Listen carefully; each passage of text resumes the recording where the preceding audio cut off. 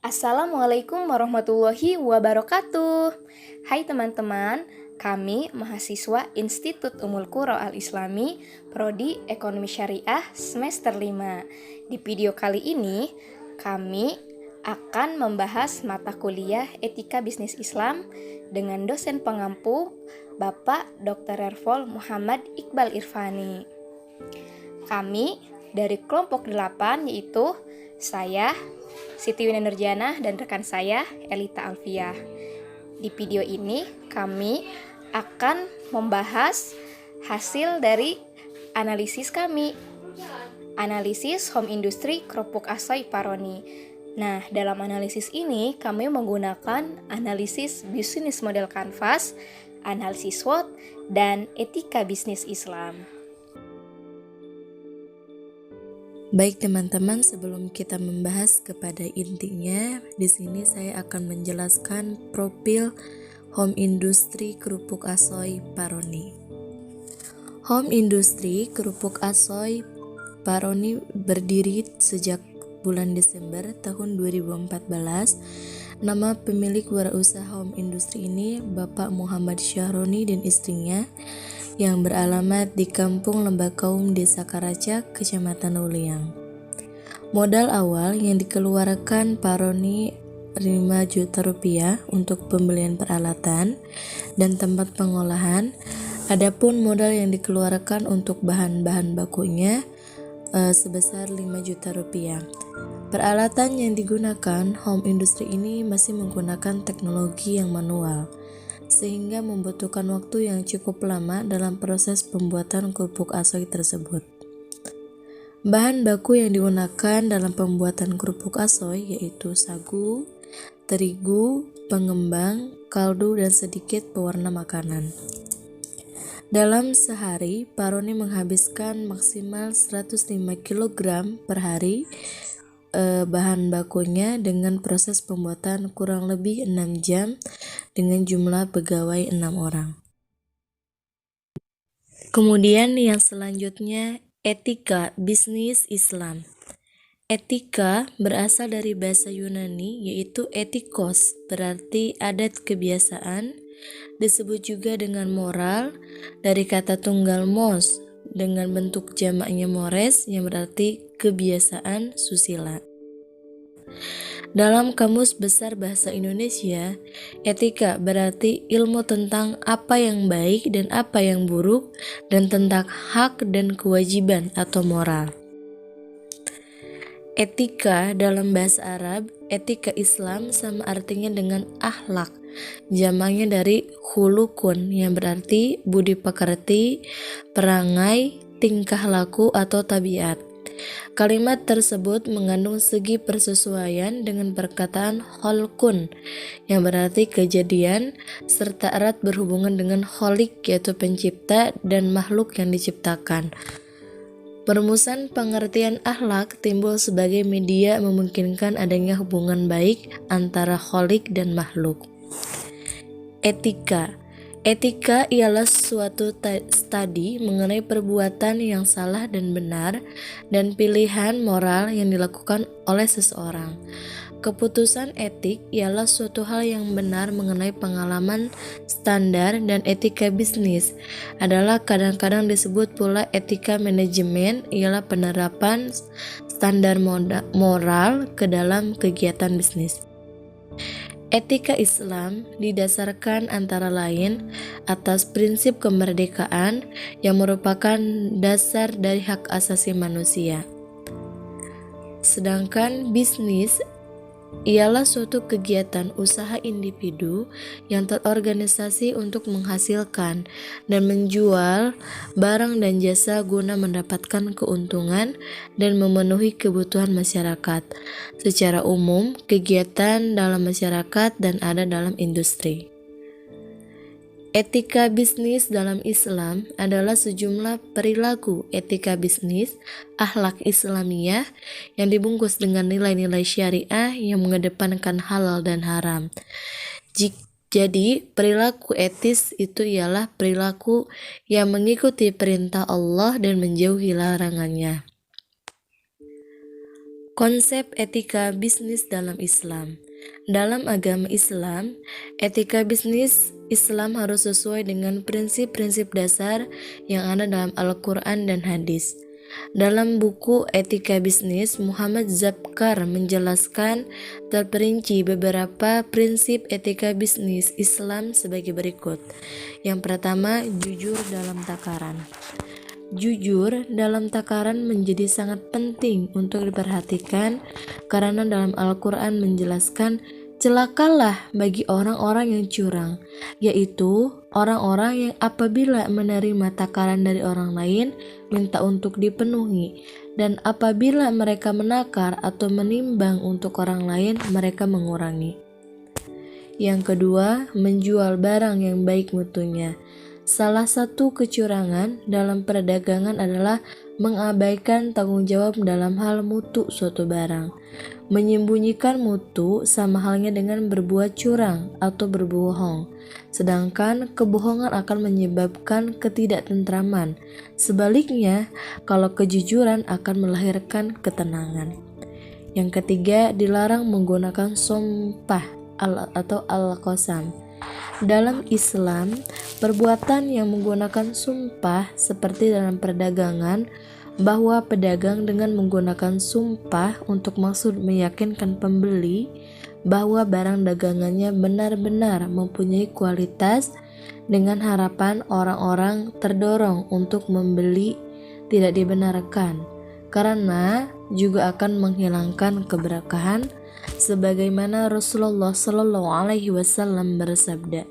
Dari Abu Hurairah radhiyallahu anha, saya mendengar Rasulullah Shallallahu Alaihi Wasallam bersabda, sumpah itu melariskan dagangan tetapi menghapuskan keberkahan. Hadis riwayat Abu Daud. Yang selanjutnya, longgar dan bermurah hati. Kita sebagai pedagang harus bersikap murah hati kepada konsumen, harus melayani konsumen dengan baik, dengan baik.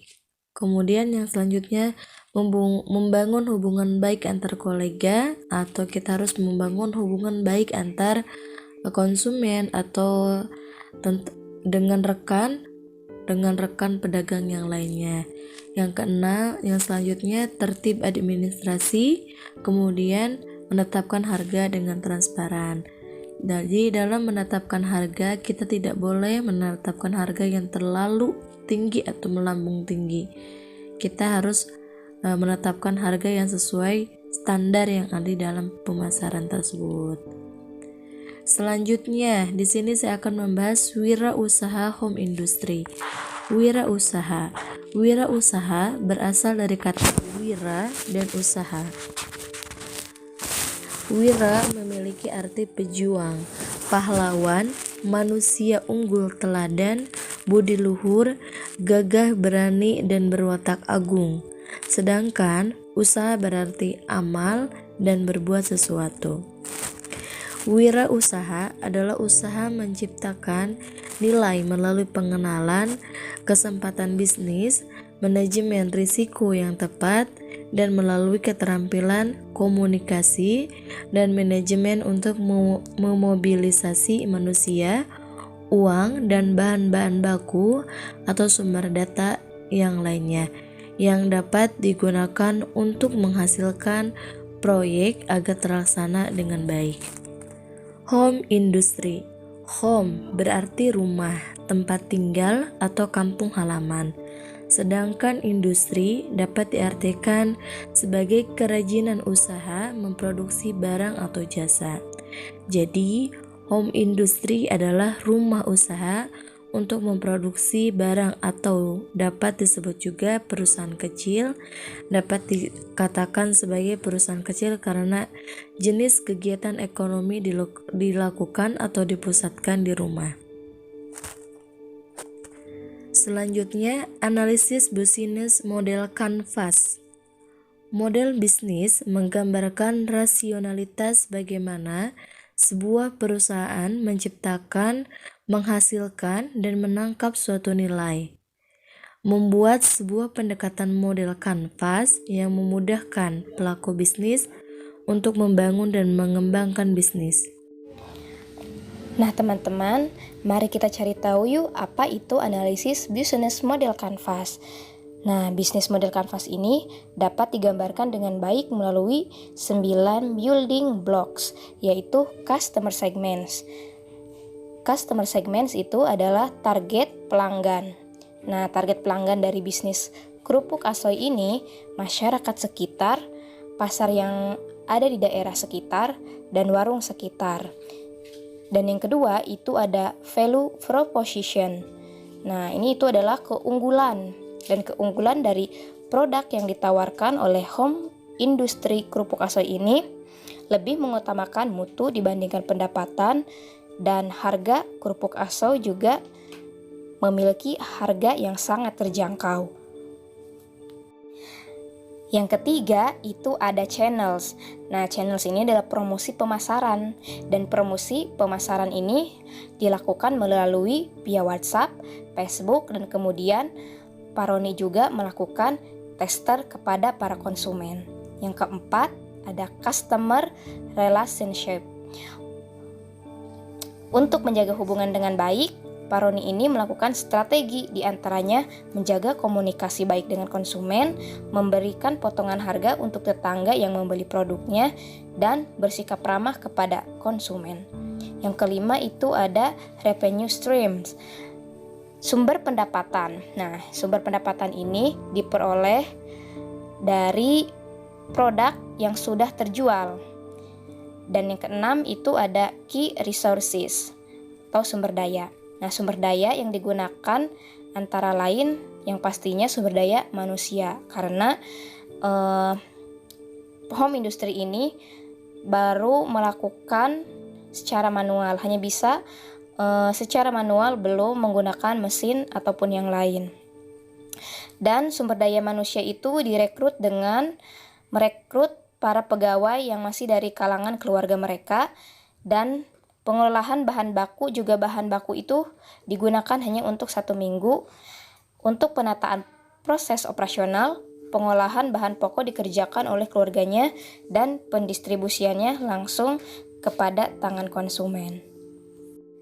Yang ketujuh itu ada key activities atau kunci dari aktivitas. Nah, aktivitas yang dilakukan, kegiatan produksi ini dilakukan setiap hari. Namun, pendistribusiannya itu setelah bahan baku habis terjual. Bahan baku yang digunakan itu hanya untuk 1 minggu. Jadi, mereka belanja bahan baku itu hanya untuk 1 minggu. Jadi, mereka berbelanja bahan baku itu setiap seminggu sekali. Dan selain itu, mempunyai pabrik rumahan. Paroni juga mempunyai toko untuk menjual produknya yang telah diproduksi dan mendistribusikannya ke tokonya yang berada di seberang jalan. Dan yang kedelapan itu ada key partnership. Nah, kerupuk asoy Paroni ini tidak mempunyai reseller ya teman-teman, karena produk tersebut diantarkan langsung kepada tangan konsumen. Dan yang terakhir itu ada cost structure atau pengelolaan per minggu. Nah, pengelolaan per minggu ini Paroni mengeluarkan biaya untuk bahan baku sekitar 5 juta rupiah, dan pengeluaran biaya untuk gaji pegawai itu sekitar 1.050.000 rupiah. Selanjutnya, analisis SWOT. Analisis SWOT dipopulerkan oleh Andrew pada tahun 1965. Andrew memformulasikan analisis SWOT dengan tujuan agar perusahaan dapat menghasilkan strategi setelah mengevaluasi faktor internal dan faktor eksternal perusahaan. Faktor internal meliputi kekuatan atau strength dan kelemahan atau weakness, sedangkan faktor eksternal meliputi peluang, opportunity, dan ancaman, threat. Nah, sekarang itu etika bisnis Islam yang terdapat di bisnis home industry kerupuk asoy Paroni ini. Yang pertama itu memiliki tujuan atau visi misi untuk mensejahterakan masyarakat di sekeliling rumah, khususnya keluarga terdekat, untuk mendapatkan keuntungan dan pastinya untuk menggapai ridho Allah Subhanahu wa Ta'ala. Dan adanya bisnis ini juga, keluarga terdekat Pak Roni bisa mendapatkan pekerjaan dan mendatangkan rasa syukur yang luar biasa atas rezeki dari Allah SWT selama ini. Dan bisnis home industry ini juga tentunya menjual produk yang halal dan enak. Karyawan di home industry juga selalu bekerja dengan baik, karena bekerja dengan baik itu sangat dihargai dan dianggap sebagai suatu investasi bisnis yang benar-benar menguntungkan. Selain itu, bisnis home industry ini juga sangat amanat dalam bertransaksi, sehingga tidak akan terjadi kekhawatiran. Selain itu juga, bisnis ini jujur dalam pola transaksi jual beli, tidak mempermainkan timbangan karena kejujuran dapat membawa kepada keberuntungan. Dan yang selanjutnya, produk bisnis ini juga menggunakan bahan-bahan yang sehat dan alami sehingga harga produk yang sangat terjangkau, sehingga masyarakat juga mudah untuk mengkonsumsinya. Dan yang terakhir, dengan adanya bisnis home industri kerupuk asoy ini juga bisa menghasilkan keuntungan dan merubah perekonomian keluarga terdekatnya menjadi lebih baik.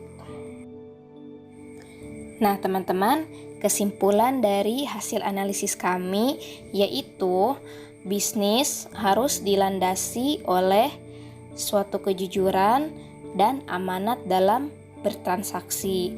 Dan tentunya dalam berbisnis juga kita harus lebih mengutamakan mutu ya dibandingkan pendapatan, karena jika mutu kita sudah baik, mutu dari produk kita sudah berkualitas, pasti akan menjadikan bisnis ini berkepanjangan dan terus berjaya. Nah, teman-teman, itulah hasil dari analisis kami. Semoga bermanfaat ya buat teman-teman semua. Saya Siti Winanurjana dan rekan saya Elita Alfia mohon undur diri ya. See you next time in next video.